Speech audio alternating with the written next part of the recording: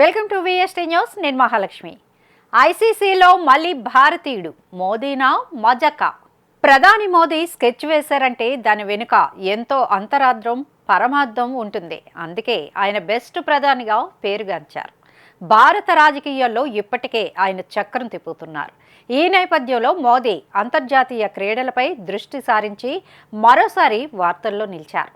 తన మంత్రివర్గంలోని కీలక నాయకుడి తనయుడిని అంతర్జాతీయ క్రికెట్ కౌన్సిల్ చీఫ్ను చేసేశారు. కాగా బీసీసీఐ కార్యదర్శి జైషా ఐసీసీ నూతన చైర్మన్గా ఏకగ్రీవంగా ఎన్నికవడం సర్వత్రా చర్చనీయాంశంగా మారింది.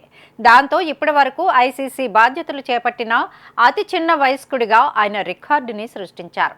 జైషా కేవలం 35 ఏళ్ల వయసులో అంతర్జాతీయ క్రికెట్ కౌన్సిల్ బాధ్యతలు చేపట్టనున్నారు. 16 మంది సభ్యులతో కూడిన ఐసీసీ పాలకవర్గ అధ్యక్ష పదవికి ఎన్నికలు చేపట్టారు. ప్రస్తుత ఐసీసీ చీఫ్ గ్రెగ్ బార్క్లే పదవీ కాలం ఈ ఏడాది నవంబర్లో ముగుస్తుంది. ఈలోపే నూతన అధ్యక్షుడిని ఎన్నుకునే ప్రక్రియను చేపట్టారు. ఇటీవల ఎన్నికల ప్రక్రియ ప్రారంభించగా నామినేషన్ గడువు ముగిసింది. కేవలం ఒకే ఒక్క నామినేషన్ రావడంతో జైషా ఏకగ్రీవంగా ఎన్నికయ్యారు. నవంబర్ 30న ప్రస్తుత అధ్యక్షుడు గ్రెగ్ బార్క్లే పదవీ కాలం ముగియనుంది. అంటే డిసెంబర్ ఆరంభంలో జైషా బాధ్యతలు చేపట్టనున్నారు. ఆయన ఈ పదవిలో 2 సంవత్సరాలు కొనసాగుతారు. ఆ తర్వాత కూడా కొనసాగాలంటే మళ్ళీ ఎన్నికల్లో పోటీ చేయాల్సి ఉంటుంది.